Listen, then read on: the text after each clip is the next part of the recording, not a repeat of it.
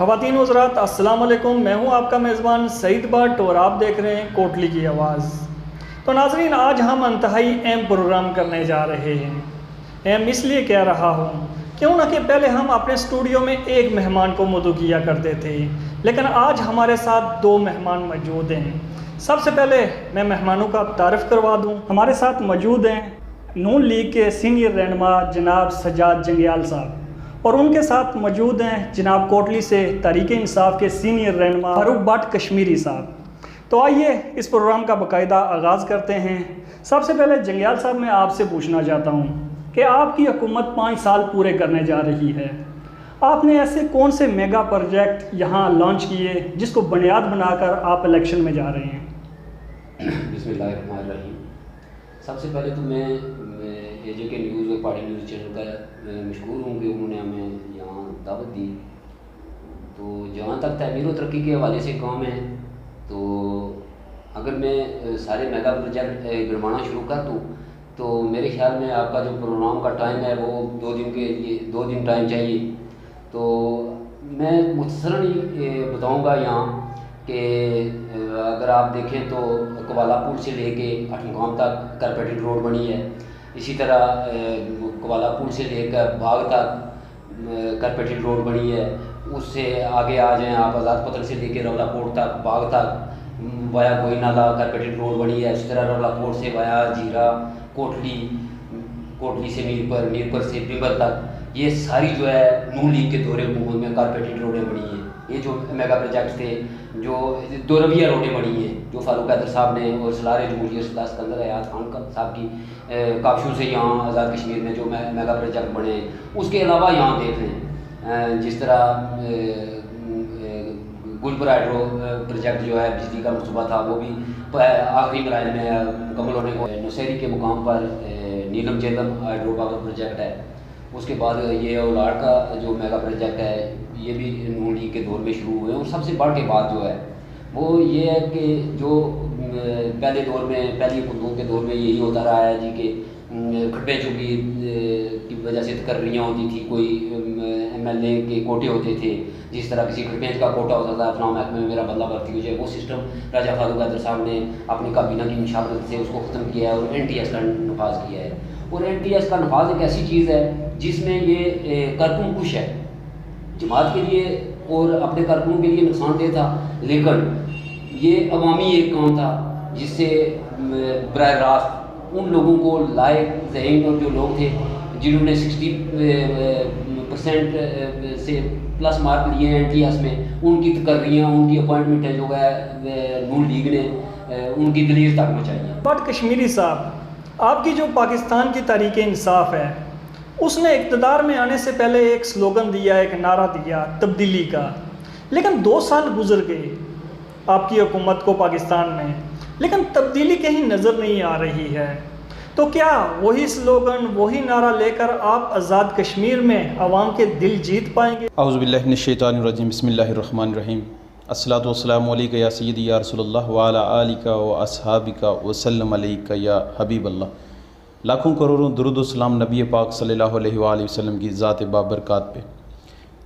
सबसे पहले मैं सईद साहब आपका बहुत मशकूर हूँ कि आपने और आपके चैनल कोटली की आवाज़ और पहाड़ी न्यूज़ ने मुझे यहाँ पे मदऊ किया है। आपका जो सवाल है उस पर मैं सिर्फ इतना कहूँगा कि पाकिस्तान तहरीक इंसाफ ने जो स्लोगन लाया था बिल्कुल उस पर वो काम कर रहे हैं और काफ़ी हद तक उसमें उनमें कामयाबियाँ भी मिली हैं। लेकिन फारूक भट्ट साहब, नज़र कुछ भी नहीं आ रहा अभी तक। आप ये जब कहते हैं आप नज़र कुछ नहीं आ रहा, आप देखें अब चंद दिन पहले जो है ना मेट्रो जो पेशावर की जो है वो बिल्कुल रेडी है, उसका इफ्तिताह होने जा रहा है। ठीक है जी, एक चीज़। दूसरा देखें कि पाकिस्तान में इस वक्त ज़र मुबादला कितना आ गया है। 10% जो है ना वो आपके जो है ना ज़र मुबादला में इजाफा हुआ है रिसेंटली, जो पिछले महीने में रिपोर्ट आई है। तो जब आप लोग ये कहते हैं कि पाकिस्तान तहरीक इंसाफ की हुकूमत आने के बाद जो है ना खातर खा कोई इजाफा नहीं हुआ, ये बात बिल्कुल ज़्यादती है। मैं समझता हूँ ज़्यादती की जा रही है मीडिया की तरफ से, बिल्कुल ऐसी बात नहीं है। आप अगर रियलिटी में देखें तो पाकिस्तान में इस वक्त ज़र मुबादला में इजाफा हुआ है, पाकिस्तान के रिजर्वायर में इजाफा हुआ है, पाकिस्तान के अंदर जो है ना आप देखें जॉब्स जो है ना जॉब क्रिएट की गई हैं, बेशुमार जॉब्स नहीं क्रिएट की जा रही हैं। तो आपको तो पता ही है कि कोरोना आया हुआ है इस वक्त, कोरोना की वजह से पूरी दुनिया इस वक्त जो है लॉकडाउन में है। तो इस नामुसाइद हालात में भी जो है ना हम लोग जो है ना, हमारा वज़ीर-ए-आज़म जो है ना वो मुश्किल की घड़ी में जो है ना लोगों को आगे लेके जा रहा है, अपने मुल्क को आगे लेके जा रहा है। तो इंशाअल्लाह आप देखेंगे कि ये मुल्क और मज़ीद आगे जाएगा, तरक्की करेगा। जहाँ तक आपका सवाल था कि आज़ाद कश्मीर में हम अभी साजिद जंगियाल साहब बात कर रहे थे, इंशाअल्लाह हम आगे आएंगे और बिल्कुल 2021 में पाकिस्तान तहरीक इंसाफ आज़ाद कश्मीर में हुकूमत बनाएगी। किस बेस पे बनाएगी? हम करप्शन के ख़िलाफ़ आवाज़ उठाएंगे। जो मुस्लिम लीग नून ने करप्शन की है हम उसको जो है ना लोगों के सामने लाएंगे। आप मुझे बताएं साजिद जंगियाल। फारूक भट्ट साहब, यही नारा पाकिस्तान में लगा, लेकिन बाद में क्या नज़र आ रहा है? चीनी चोर कौन निकल रहा है, आटा चोर कौन निकल रहा है, वो आपके सामने ही सारा मसला। क्या यहाँ पर भी करप्ट लोग शामिल नहीं है तहरीक इंसाफ में, या वो क्लीन है, सब साफ और शफाफ लोग आपने भर्ती किए हैं तहरीक इंसाफ में? इसमें कोई शक नहीं कि जो पाकिस्तान में इस वक्त इमरान खान की जो टीम है उनमें कुछ ऐसे लोग भी हैं कि जो खान के विजन के मुताबिक काम नहीं कर रहे, और उस पर खान जो है ना आप देखेंगे टाइम टू टाइम वो उसको जो है उनको अपनी कैबिनेट से रिमूव भी कर रहा है, और उस पर जो है ना वो सर्जनश भी हो रही है। इंशाअल्लाह इसमें बेहतरी आएगी मज़ीद। जहाँ तक आज़ाद कश्मीर की बात है, बिल्कुल देखें, किसी को हम रोक नहीं सकते पार्टी में आने के लिए, लेकिन हमारी जो नज़रियाती वर्कर है उसकी भरपूर कोशिश है और रहेगी कि जो भी जो है ना पाकिस्तान तहरीक इंसाफ के साथ लॉयल है, जो पाकिस्तान तहरीक इंसाफ के मंशूर के ऊपर अमल दरामद कर रहा है, उसी को आगे आना चाहिए और उसी को आगे लेंगे। अब मैं एक बात यहाँ पे एडिशनल ऐड करूँगा, जो आपने बात की है अभी करप्शन के हवाले से मैं बात ज़रूर करूँगा। अब देखें कि राजा फ़ारूक हैदर जो वज़ीर-ए-आज़म आज़ाद कश्मीर हैं, अब चंद महीने पहले उन्होंने जो साबका एमएलए हुआ करते थे, जो एमएलए हैं, उनकी पेंशन जो 10,000 थी वो बढ़ा के 60,000 कर दिया है। जबकि दूसरी तरफ देखें तो जो एक मजदूर तबका है वो बिल्कुल पिसा जा रहा है, उसको जो है ना दिहाड़ने से मिलती कि शाम को घर जाके कुछ अपना आटा दाल वो ले जाए अपने बच्चों को दे। तो मेरा यहाँ पे सवाल है साजिद जंगियाल साहब से कि क्या वज़ीर-ए-आज़म आज़ाद कश्मीर राजा फ़ारूक हैदर साहब ने ये जो काम किया है, 10,000 से पेंशन बढ़ाकर यकमुश्त उनकी 60,000 कर दिया है, क्या ये अच्छा इक़दाम है उनका? जंगियाल साहब क्या कहना चाहते हैं इस पर? मैं ये कहूँगा फारूक भट्ट कश्मीरी साहब से कि देखें, नेशनल असम्बली में और सूबाई असम्बलियों में 100% जो MPA और MNA के सेनेटर थे उनकी सैलरियाँ जो है PTI की हुकूमत ने बढ़ाई हैं। तो आज़ाद कश्मीर में अगर किसी की सैलरी बढ़ी है तो वो अच्छा इक़दाम है राजा फ़ारूक हैदर साहब का। वो इस तरह से कि देखें, पहले जो है हम वफाक से फ़ंड लेते थे, तो राजा फ़ारूक हैदर साहब का ये भी एक अच्छा इक़दाम है। यहाँ के आज़ाद कश्मीर में खुद कफालत की तरफ हम जा रहे हैं। कश्मीर काउंसिल को ख़त्म कर दिया गया है और रेवेन्यू का सारा डिपार्टमेंट कश्मीर के पास आ गया है। हम आज़ाद कश्मीर से अपने वसाइल से, आज़ाद कश्मीर अपने वसाइल से यहाँ जो है सारा बजट मैनेज कर रहा है, अपनी सैलरियाँ मैनेज कर रहा है, अपने पेंशन के मामला देख रहा है।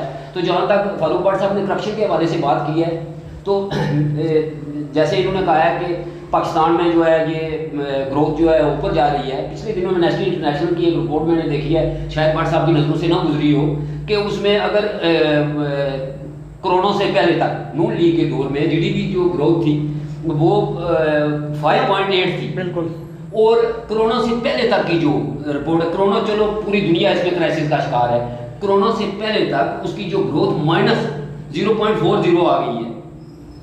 मेगा प्रोजेक्ट भी कोई नहीं लगा है। देखिए, आप करप्शन के हवाले से बात करते हैं, तो नून लीग ने अगर करप्शन की है तो पाकिस्तान में 7,200 किलोमीटर मोटरवेज और हाईवेज बनी है जो सारे पूरे पाकिस्तान को टच कर रही हैं। उसके बाद मियां नवाज शरीफ साहब के विजन के मुताबिक उन्होंने 12,000 मेगावाट बिजली पैदा करके सिस्टम में दे के गए। आज लोड शेडिंग की पोजीशन देखें कि इनको वो सिस्टम ही यानी कंट्रोल नहीं हो रहा है। तो जहाँ जिस तरह शहीद भट्ट साहब ने भी कहा है कि आप करप्शन का नारा लेके पाकिस्तान में आए थे, तो आप अपनी आस्तीनों में देखें, PTI अपने आस्तीनों में देखें कि उनके साथ कौन लोग हैं। वही लोग हैं जिनको खान साहब में हमारे वज़ीर-ए-आज़म क्या नाम है इमरान खान साहब कहते थे कि मैं शेयर सीट को चपरासी रखूँ, उन्हें वफाकी वजीर रखा हुआ है रेलवे का। उसी तरह चौधरी सरवर साहब जिन्होंने PIA का बेड़ा तबाह कर दिया है, उनको उन्होंने फजैया का PIA का वजीर लगाया हुआ है। इसी तरह जहांगीर तरीन साहब यहाँ से मुल्क से निकल गए हैं। बहुत से ऐसे मामला थे जो इस हुकूमत ने 2 साल में करप्शन की इंतहा कर दी है, ये मैं अपनी तरफ से नहीं कह रहा हूँ, नून लीग की तरफ से ना, मैं आप ये अदाद व शुमार जो एमनेस्टी इंटरनेशनल ने शेयर किए हैं यहाँ। अब फर्ज किया जैसे कहते हैं जी कि कर्जे लिए गए हैं नून लीग के दौर में, पीपल्स पार्टी के दौर में, साबका हुकूमत में कर्जे लिए गए, तो ठीक है कर्जे लिए गए तो काम किए गए हैं। अब 100 किलोमीटर जो रोडें हैं, हाईवे हैं, मोटरवेज हैं, वो तहसील से बनती हैं। अपने मिसाइल ना हों तो ज़ाहिर है कर्जे लेने पड़ते हैं, उससे दुगने कर्जे पीटीआई की गवर्नमेंट ने ले लिए। कोई एक भी मेगा प्रोजेक्ट उन्होंने नहीं शुरू किया है। जहाँ तक आपने मेट्रो की बात की है, मेट्रो पेशावर की, तो मेट्रो पेशावर की आपके असद उमर कह रहे थे जी कि मैंने इसको मेरे ख्याल में $7 अरब में 7 अरब में मैंने ये जो पीटी वाली ये जंगलाबाद ये नून लीग बना रही है, ये 7-8 अरब में बना रहे हैं। इन्होंने 30 अरब खर्च किए, हम 7 अरब में इसको बना लेंगे। लेकिन जब पेशावर की शुरू हुई है तो 60 अरब से स्टार्ट हुई है, 115 अरब पे वो चली गई है सर। आए दिन उसकी कास्ट में इजाफा होता जा रहा है, आए दिन उसकी कास्ट में इजाफा होता जा रहा है, और उस पर कोई यानी बार बार पिटीशनें दायर की जाती है कि इसकी शफाफ इंक्वायरी की जाए कि इसमें जो करप्शन हो रही है वो उसमें मुलव्वस कौन है। लेकिन वो स्टे में वो जो उनके मुतल्लिका अदारे हैं, जो ठेकेदार हैं उसके जो मेट्रो बना रहे हैं, वो स्टे पे चल रहे हैं। तो देखिए करप्शन, मैं ये कहता हूँ कि अगर फ़र्ज़ किया एक 100 रुपये का बजट होता है, 100 में 10-20 रुपये 30 रुपये करप्शन होती है, वो चलो अलग चीज़ है।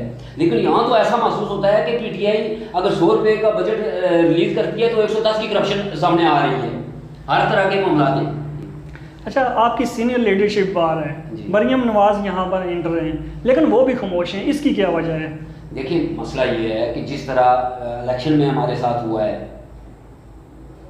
मैं खुल के भी बात कर सकता हूँ, लेकिन मैं खुल के बात करना नहीं चाहता कि जिस तरह मैं लोअर में था हमारे इलेक्शन कैंपेन के दौरान, जिस दिन वोटिंग होना शुरू हुई, आप यकीन करें कि फ़र्ज़ किया एक बड़ी जमात है, यहाँ भी इलेक्शन होते हैं, यहाँ 2-3 बड़ी जमातें हैं, पाकिस्तान में भी बड़ी जमातें हैं, तो बड़ी जमातें उनके जो बाहर जो एजेंट वगैरह बैठते हैं उनको पहले नंबर पे दिया जाता है। फ़र्ज़ किया साबका हुकूमत में थे, नून लीग साबका हुकूमत में थी, पीपल्स पार्टी थी, तो हमारे जो पब्लिक के लिए बहुत बड़े हुए थे वो बहुत दूर जाके रखे हुए थे पीछे। अच्छा, नहीं, खामोशी की क्या वजह है? खामोशी की वजह यही है कि उससे ये आंसर निकलता है कि उन्होंने कुछ डील कर ली है अंदर खाने, तो इसलिए वो खामोश हैं। मियाँ साहब बाहर बैठे हुए हैं। हमें मैं ये कहता हूँ कि अगर मियाँ साहब बाहर बैठे हुए हैं तो ये बड़ा अच्छी बात है कि हमें मियाँ साहब की ज़िंदगी अजीज है। हमें मियाँ साहब के लिए दुआएं करनी चाहिए कि वो जिंदा रहें, वो आवाम के मुखलिस हैं, वो यहाँ पाकिस्तान के मेहमान हैं, पाकिस्तान को बनाने वाले हैं। तो इंशाअल्लाह वो वक्त दूर नहीं जब हम कारकुन यहाँ मौजूद हैं। फ़र्ज़ किया जब तक हम कारकुन यहाँ डटे हुए हैं, इंशाअल्लाह मियाँ साहब मुल्क में वापस आएंगे और इंशाअल्लाह राहें हमवार हो रही हैं। आस्ता आस्ता ये हुकूमत जो है वो बैक पे जा रही है।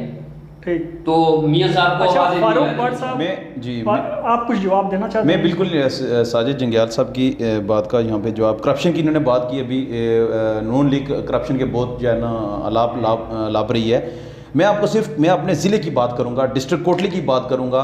मैं कल ही गया हूँ यहाँ जमालपुर, एक सिटी से तकरीबन 2 किलोमीटर के फासले पे एक गांव है, वहाँ पे एक कारपेटेड रोड तैयार की गई है। मुझे जब मेरे कुछ दोस्तों ने कहा कि आप प्लीज़ आएँ वहाँ विज़िट करें, मैंने जाके वहाँ पे देखा, हमारे दोस्तों ने उसको सोशलाइज़ भी किया है। वहाँ पे एक गाड़ी की जो की होती है उस की से जब मैंने उसे किया तो वो उखड़ना शुरू हो गई। यानी करप्शन की इतनी करप्शन, ये तो कह रहे हैं 110% पीटीआई करप्शन कर रही है, मैं कहता हूँ 500% करप्शन जो है ना मुस्लिम लीग नून कर रही है। फारूक भट्ट साहब, कोटली के बेशुमार मसाइल हैं, अगर आपकी हुकूमत बनती है तो सबसे पहले कौन सा मसला जो है वो आप तरजीह बुनियादों पर हल करेंगे? बिल्कुल, आपके सवाल का जवाब देने से पहले मैं एक यहाँ और बात ऐड करूँगा कि ये पाकिस्तान तहरीक इंसाफ की हुकूमत ही है। ये वज़ीर-ए-आज़म पाकिस्तान जनाब इमरान खान ही हैं कि जिन्होंने आज़ाद कश्मीर का तरक्याती बजट जो 9 अरब से 25 अरब पे लेके गए हैं, उन्होंने आपको 25 अरब दिया है। खुद से सारी मैंने आपकी बात काट दी। यहाँ जो रेवेन्यू डिपार्टमेंट था, कश्मीर कौंसल, मैं आपकी तशरीह के लिए कह दूँ कि कश्मीर कौंसल पाकिस्तान के अंडर था, लेकिन राजा फारूक हैदर साहब ने उसमें तरमीम करवाई है, असेंबली में बिल पास करवाया है और उस कश्मीर कौंसल को ख़त्म करके रेवेन्यू डिपार्टमेंट जो है, टैक्स का जो अदारा है, वो कश्मीर गवर्नमेंट के अंडर लेके आए, जिस वजह से वो 25 अरब हुआ है। जी। चलें, अब ये तो आप कहते हैं ना, आप कहते हैं गवर्नमेंट कहती है ये। सही साहब, आपने जो बात कही है उसका जवाब मैं मुख्तसर ये आपको दूं, फिर वहीं पे बात चली जाती है। ये मुस्लिम लीग की जो मुस्लिम लीग नून की हुकूमत जब आज़ाद कश्मीर में 2016 में है, ये हमारे पास प्रूफ मौजूद हैं कि 2 अरब रुपया मियां नवाज शरीफ साहब ने आके यहाँ पे दिया, और साथ में इन्होंने तकरीबन 2 अरब रुपया कश्मीर कौंसिल का निकाल के इन्होंने अपने मेम्बरान को दिया, सिर्फ इसलिए दिया गया कि जी आपने आज़ाद कश्मीर में हमारी हुकूमत बनानी है। अब आपने बात की है हम आज़ाद कश्मीर में किस तरह जो है ना, आपने कोटली की बात की कि हम क्या, मैं समझता हूँ कि जब पाकिस्तान तहरीक इंसाफ की हुकूमत आज़ाद कश्मीर में आएगी और कोटली में बिलखसूस जो तरजीही बुनियादों पर काम करने वाले हैं, वो पहला काम है कि जी लोगों को साफ़ और शफाफ पानी पीने का हम इंशाल्लाह उस पर भरपूर हमारी प्लानिंग है, वो देंगे लोगों को। और यहाँ पे जो सबसे पुराना एक इशू बना हुआ है स्टेडियम, जो कितने अरसे से जो है ना वो अल्तवा का शिकार है। यहाँ पे हमारे बच्चे जो है ना गली मोहल्लों में आप देखें, हमारे बच्चे जो है ना ड्रग्स और पता नहीं किस किस बुरी एक्टिविटीज़ में चले गए हैं, सिर्फ और सिर्फ वो स्पोर्ट्स स्टेडियम तामीर न होने की वजह से। उस पर इंशाल्लाह हम तवज्जो देंगे। और तीसरी जो सबसे ज़रूरी बात है कि जो लोगों ने यहाँ पे करप्शन किया मुस्लिम लीग नून के दौर हुकूमत में, जिन लोगों ने करप्शन किया, हम उसको उन लोगों को इंशाल्लाह और शहीद चौक में ज़रूर हम लोगों को इन्होंने जिक्र किया है। एक तो इन्होंने स्टेडियम की बात की है, इंशाल्लाह स्टेडियम का जो है काम आखिरी मराहल में है। मैंने पिछले दिनों विजिट किया है वहाँ, वो इंशाल्लाह ज़्यादा से ज़्यादा 1-2 महीने में वो मुकम्मल हो जाएगा स्टेडियम में। वहाँ घास वगैरह लग रही है, वो जो ठेकेदार है वो, लेकिन उसको टाइम बहुत हो गया जंगयाल साहब, हुआ है वो मैंने देखा है कि वहाँ जो मशीनरी है वो तबाह बर्बाद हो चुकी है, उसको जंग पड़ चुका है, लेकिन स्टेडियम अभी तक तैयार नहीं हुआ है। देखें वो उसका मसला ये हुआ था कि कुछ ठेकेदार हमारे सरदार असफर साहब थे, अल्लाह पाक उनकी मग़फ़िरत करे, वो फौत हो गए थे। उसके बाद दोबारा से टेंडर हुए हैं, उन्हीं पैसों में वो जो है वो स्टेडियम बन रहा है, कोई उस पर एक्स्ट्रा चार्जेस नहीं लगे। दूसरी बात ये है कि जैसे भट्ट साहब ने कहा है कि अगर पीटीआई की हुकूमत आती है तो हम पानी के लिए करेंगे, तो पानी का लिए हमने मेगा प्रोजेक्ट का पे फिजिबिलिटी तैयार हो रही है। इंशाअल्लाह 1-2-3 महीनों में आप देखेंगे कि यहाँ कोटली में साफ पीने का पानी इंशाअल्लाह मैसर होगा हर एक घर को। वो लाइनें जो हैं पहली वो उनको उखाड़ेंगे और नई लाइनें बिछाई जाएंगी। अच्छा, एक जुमला ऐड करना चाहता हूँ कि चलो रोडें तो बनी, लेकिन राजमहल में रात को मैंने एक सफ़र किया है दंदली की तरफ। वहाँ तो पहले होता था कि रोड में कहीं कहीं कोई गड्ढे आते थे, लेकिन अब गढ़ों में कहीं कहीं रोड आती है। इसका क्या ये आपकी कमज़ोरी है वहाँ के मुकामी नुमाइंदे जो हैं उनकी, या हुकूमत की कमज़ोरी? एक वहाँ एक मसला है, जेन्युइन मसला है हमारे लिए। वो मसला ये हुआ है कि हमारी जो रोड है वो लिंक रोड थी पहले। अच्छा, देखिए जिस तरह ततापानी रोड है, खुरटा रोड है, सरसावा रोड है, ये मेन रोड है। अच्छा, दंदली जो रोड है वो लिंक रोड है, मेन रोड नहीं है। लेकिन मैं जो लिंक रोड है उस पे, लेकिन आबादी के लिहाज से तो बहुत ज़्यादा लोग का बटन यानी वो बड़ी गाड़ियाँ जो टेम्पर टाइप गाड़ियाँ हैं वो उस छोटी लिंक रोड पे टेम्पर गाड़ियाँ ऑपरेट हो रही हैं, जिस वजह से वो प्रॉब्लम आ रही है। 1 करोड़ और मेरे ख्याल में 60 लाख का फिजिबिलिटी उनकी तैयार हुई है, और इन दिनों में उसके टेंडर होने हैं रिकंडीशन के लिए। तो इंशाअल्लाह हमारी नेक्स्ट इलेक्शन शुरू होने से पहले ये दंदली से सारदा से लेके गोई तक जो है वाया दंदली इंशाल्लाह रोड तैयार है। सही साहब, मैं यहाँ पे इनकी साजिद जंगियाल साहब की बात का ही मैं जवाब दूंगा। ये अभी इन्होंने कहा है कि जी वो विदिन 3 मंथ्स जो है ना पानी का जो ग्रेटर वाटर स्कीम है उस पर कम्प्लीटली वो लॉन्च हो जाएगी। मेरा इनसे सवाल ये है कि पिछले यानी 5 साल तकरीबन अप्रॉक्सीमेटली कंप्लीट होने को जा रहे हैं, यानी कुछ ही माह रह गए पीछे। अगर आपने कुछ नहीं कर सके, आप लोग कोटली के लोग तरस गए पानी पीने के लिए, साफ़ पानी। सबसे ज़्यादा केसेस जो है ना वो यहाँ कोटली में आए गंदा पानी पीने की वजह से। हमारा ज़िला कोटली जो है ना, हमारा शहर आबादी के लिहाज से सबसे बड़ा शहर होने के बावजूद यहाँ पे मुझे साजिद जंगियाल साहब ये बताएं, क्योंकि ये अपनी पार्टी को रिप्रेजेंट कर रहे हैं, मुझे ये बताएं कि इन्होंने कौन सा मेगा प्रोजेक्ट कोटली को दिया इन्होंने, मुझे सिर्फ ये बता दें। यहाँ पे सेहत के हालात आप चले हॉस्पिटल में, इन्होंने काम किए सिर्फ सड़कों पर किए या कुछ किया, मेगा प्रोजेक्ट कोई भी कोटली को नहीं दे। सड़कों की जहां तक बात है, सड़कों पे मैं आपको ये सिर्फ एक बात ऐड करूंगा, उसके बाद मैं भाई को इजाजत दूंगा बात करने की। सड़कों पे जो भी काम हुआ है आपके सामने है, हम सोशल वर्कर भी हैं, हमने लोगों के सामने चीजें लाई हैं। यहाँ पे ऐसे ठेकेदार के जिन्होंने पैसे लेके सिर्फ जेबें भरी हैं, अपनी जेबें भरी हैं और लोगों के साथ जो है उन्होंने जुल्म किया है। अब देखें वो ऐसी रोडें हैं कि जो अभी प्रोजेक्ट कंप्लीट नहीं हुए, अगर आज प्रोजेक्ट स्टार्ट हुआ है तो 1 साल के बाद तक जब कंप्लीट होने के करीब ही था, मराहिल में था, उसके पीछे उखड़ना शुरू हो गई रोडें। ये बाईपास रोड आपके सामने है, ठीक है, ये पिंडी ये रोड आपके सामने, ये बातें तो कर रहे हैं, लेकिन देखें ये करप्शन हुई है। इसमें ये बात ये माने आज मीडिया के ऊपर बैठ करके इन्होंने जिन लोगों को, जिन कॉन्ट्रैक्टर को ये जो ठेके दिए हैं, बिल्कुल उन लोगों ने करप्शन की है और इनको अखलाकी तौर पर इसको एक्सेप्ट करना चाहिए। कहीं पर कुछ गड़बड़ तो हुई है। का जवाब दूंगा। देखें बात ये है कि फर्ज के जो भी कारपेटेड रोडें बनी हैं उनका तरीकाकार सर जी ये है कि वो रोडें जो है 1 साल तक उसी ठेकेदार की कस्टडी में होती हैं, उसकी रिपेयर ये उसको एक्स्ट्रा से कोई खर्च किया है, 1 करोड़ का कोई फंड बजट है, 1 रोड के लिए 1 करोड़ हुआ है, तो उसने 1 साल तक जहां उस पर कोई प्रॉब्लम आएगी उसको मेंटेनेंस करना उसकी जिम्मेदारी है। अच्छा, ये भी एक अच्छा इकदाम है राजा फारूक हैदर साहब का कि जिन्होंने इस तरह के ठेके दिए। सही साहब, मैं आपकी बात बिल्कुल एग्री करता हूं, लेकिन मेरा सवाल यह है कि ये कैसे मुमकिन है कि जब आप एक कॉन्ट्रैक्टर को आप 4.5 बिलियन का या मिलियन का उसे कॉन्ट्रैक्ट दे रहे हैं, अभी वो रोड तैयार कर रहा है, 50 मीटर उसने तैयार किया, अभी अगले 50 मीटर रहती है, पीछे से उखड़ना शुरू हो गई है। मेरा कहने का मकसद यह है कि जो काम का म्यार है, जो इंटरनेशनल स्टैंडर्ड है, उसके मुताबिक काम नहीं हो रहा। अगर नहीं हो रहा तो उसको कौन पूछेगा?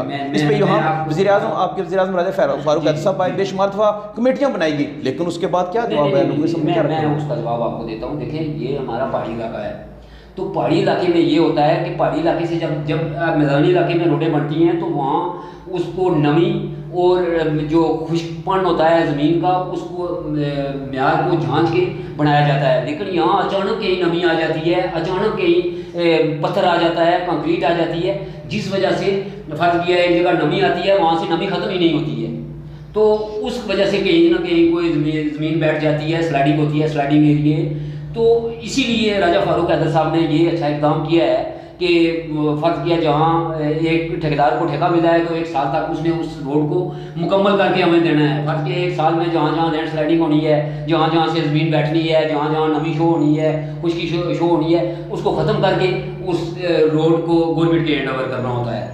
तो यहाँ जो भी काम हुए हैं इंशाअल्लाह आलमी म्यार के हुए हैं, कारपेटेड रोडें बनी हैं, उनके साइड पे पुश्ते बने हैं, क्योंकि पहाड़ी इलाके हैं। यहाँ पहाड़ी इलाकों में कई जगह ऐसी होती है जहाँ उसको खुला करने के लिए बड़े मसाइल होते हैं, तो वो भी इंशाअल्लाह हमारी हुकूमत ने ऐसे इक़दाम किए हैं कि वो रोडें बड़े अच्छी तरीके से बन गई हैं। अच्छा फारूक भट्ट साहब, आखिर में आप कोटली की आवाज़ से आप कोई मैसेज अवाम को देना चाहते हैं?